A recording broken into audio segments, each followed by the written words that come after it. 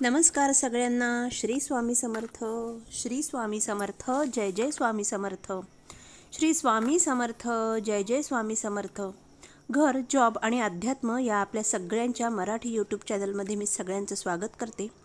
मैत्रिणींनो, आपल्या ह्या चॅनलच्या माध्यमातून आपण घर, जॉब, अध्यात्म, विविध सणवार, व्रत, वैकल्ये, त्याचप्रमाणे श्री स्वामी समर्थ महाराजांच्या केंद्रातील उपाय, तोडगे या संपूर्ण विषयांची माहिती आपण या चॅनलच्या माध्यमातून बघत असतो। तर आज असाच एक नवीन व्हिडिओ मी तुमच्यापर्यंत घेऊन आलेली आहे आणि तो आहे उंबरठा कसा असावा। उंबरठ्याच्या कुठल्या दोषामुळे आपल्याला काही वाईट गोष्टींना सामोरे जावं लागतं, त्याचप्रमाणे उंबरठ्याविषयी थोडक्यात माहिती आपण महत्त्वाची माहिती आपण आजच्या ह्या व्हिडिओच्या माध्यमातून बघणार आहोत। पण त्याआधी सगळ्यांना माझी नम्र विनंती आहे की तुम्ही जर चॅनलवर पहिल्यांदा असाल तर नक्की चॅनलला सबस्क्राईब करा। सबस्क्राईब करून बेल आयकॉन प्रेस करून ऑल ऑप्शन दाबा, म्हणजे तुम्हाला नवनवीन व्हिडिओचे नोटिफिकेशन लगेच मिळेल। तर आपण आज बघून घेणार आहोत की उंबरठा।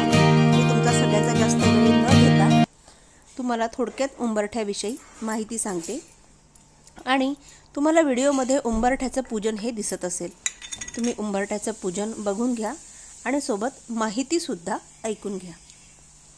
तर सर्वप्रथम उंबरठा म्हणजे काय असतं, तर दाराच्या चौकटीच्या खालच्या जमिनीला स्पर्श करणारा भाग म्हणजे उंबरठा होय।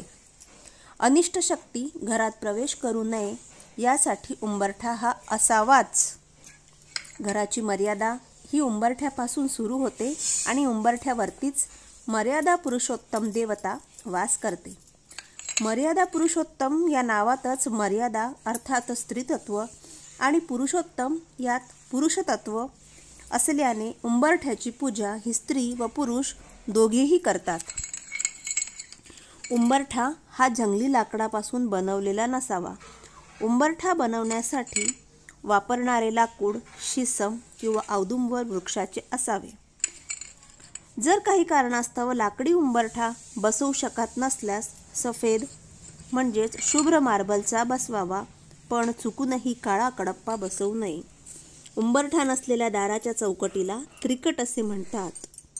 त्रिकट असलेल्या वास्तूमध्ये अनेक प्रकारच्या अडचणी निर्माण होतात। अनिष्ट शक्तींचा शिरकाव होतो, कारण वाईट शक्ती रोखून धरणारा उंबरठा जर घराला नसेल तर साहजिकच आहे अनिष्ट शक्ती ह्या घरामध्ये प्रवेश करतीलच। उंबरठ्यावर बसणे, उंबरठ्यावर उभे राहणे, गप्पा करणे हे अशुभ समजले जाते आणि सतत वारंवारचा आपल्या पायांचा प्रवेश हा उंबरठ्याला लागल्यामुळे त्या उंबरठ्याची सात्विकता ही नष्ट होते आणि हा जो उंबरठा आहे हा आपल्या घरामध्ये सकारात्मक ऊर्जा निर्माण करण्यास अक्षम ठरतो। उंबरठ्याच्या बाहेर दररोज रांगोळी काढणे व त्यावर हळदी कुंकू वाहायला विसरू नये, तरच त्या रांगोळीला पूर्णत्व येते व ती रांगोळी अनिष्ट शक्तींचा प्रभाव कमी करण्यास सिद्ध होते। त्याचप्रमाणे व्हिडिओमध्ये दाखवल्याप्रमाणे उंबरठा पूजन हे तुम्ही शक्य असल्यास आठवड्यातून एक दिवस किंवा त्यासाठी विशेष दिवस हे गुरुवार, अमावस्या आणि पौर्णिमा हे मानले गेलेले आहे। तुम्हाला जर रोज करणं शक्य नसेल तर निदान अमावस्या आणि पौर्णिमेला अशा प्रकारे उंबरठा पूजन हे अवश्य काढावे। दररोज उंबरठ्याजवळ रांगोळी काढणे शक्य नसल्यास पांढऱ्या रांगोळीची नुसती एक उभी रेष मारावी।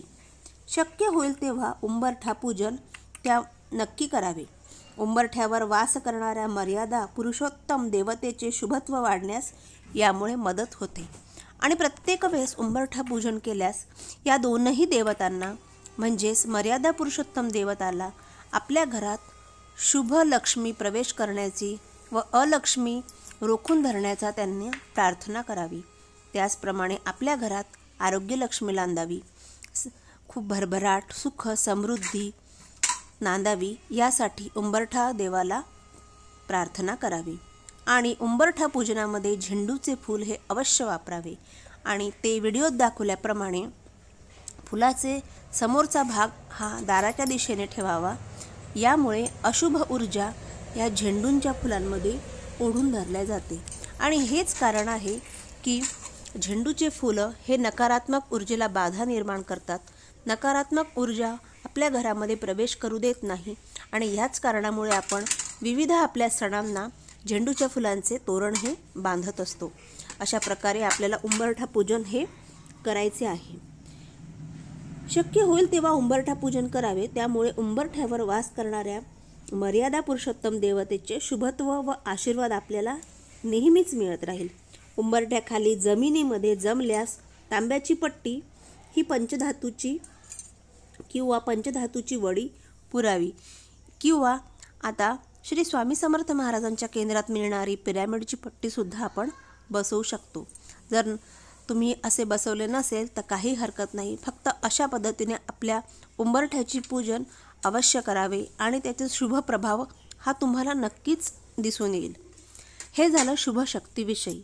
आपल्याला एक पाहायचं आहे की अशी कुठली गोष्ट आहे की ज्यामुळे आपल्या घरामध्ये उंबरठ्याच्या ह्या दोषामुळे आपल्या घरामध्ये अलक्ष्मीचा वास होतो किंवा अनिष्ट शक्ती आपल्या घरात प्रवेश करतात. तर याचं कारण असं आहे की उंबरठ्यावर जर का उंबरठा हा तडा गेलेला असेल तर आपल्या घरामध्ये अनिष्ट शक्ती प्रवेश सहज करतात. त्यामुळे उंबरठा हा तडा गेलेला नसावा. त्याचप्रमाणे काळा कडप्पा उंबरठा म्हणून वापरू नये. उंबरठ्यावर सतत पाय देणे या गोष्टीमुळे सुद्धा उंबरठ्याची जो शुभत्व असते ते नष्ट होते आणि या गोष्टीमुळेच आपल्या घरामध्ये अनिष्ट शक्तींचा शिरकाव होतो. तर आशा करते तुम्हाला आजचा हा व्हिडिओ आवडला असेल, माहितीसुद्धा आवडली असेल. व्हिडिओ आवडला असेल तर लाईकचं बटन प्रेस करायला बिलकुल विसरू नका. तर पुन्हा भेटूया अशाच एका छानशा व्हिडिओमध्ये.